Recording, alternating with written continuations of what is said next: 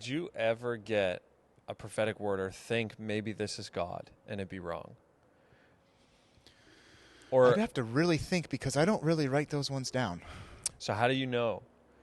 How do you know that this one's not from God? Well, I think sometimes people are chasing prophets like soothsayers, Yeah. fortune tellers, Yeah. and the Bible speaks directly against that. So Mhm. I'm not going to prophetic meeting after prophetic meeting after prophetic meeting, hoping that the prophet calls me out of the crowd and tells me what God's plan is for my life. Mhm. Like a prophetic word should just affirm in you what the Lord has already been saying, Yeah. or what He's formed in you since before the foundations of the earth. A Mhm. prophetic word could awaken a portion of who you are, Right. that God created you to be, that has gone dormant or nobody's ever spoken into, or the enemy Right. has suppressed to the point where you never thought it was possible.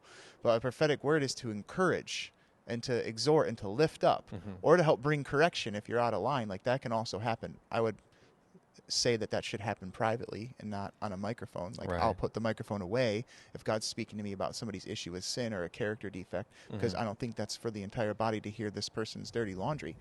But if it doesn't resonate in my spirit, I mean, I might have wrote it down and prayed about it, but I don't remember them. Like, there's Right. no point in me being haunted by a prophetic word. Like, how come that hasn't come to pass yet? How come this hasn't happened? How come the Lord said I was going to be a millionaire and have all these big buildings and all that stuff? Like, for me, once again, seek ye first the kingdom of heaven and his righteousness, Mhm. and all of these things will be added unto you. And Yeah. so when I'm seeking God and these things begin to happen, it can remind me of a prophetic word. Oh yeah, I remember when that person told me I was going to have a big house with a porch swing in the front, and I was going to have a huge family and, Right. and all that kind of stuff. And look what the Lord has done. And then Mhm. that can become a rock of remembrance, like, Right. or just even more evidence that, God is real. He was in that word. He was in that time in my life. I couldn't see it yet, but then he showed up, because Mhm. I'm not seeking the fringe benefits of being a Christian. I'm seeking authenticity and relationship with the Lord, and Amen. all the rest of that stuff just kind of happens. Amen. So, yeah.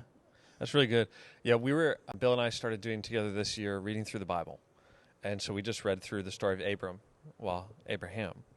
And it was interesting because as I was reading it, there was a highlight of when God spoke to him and when the baby actually arrived. It was over a decade.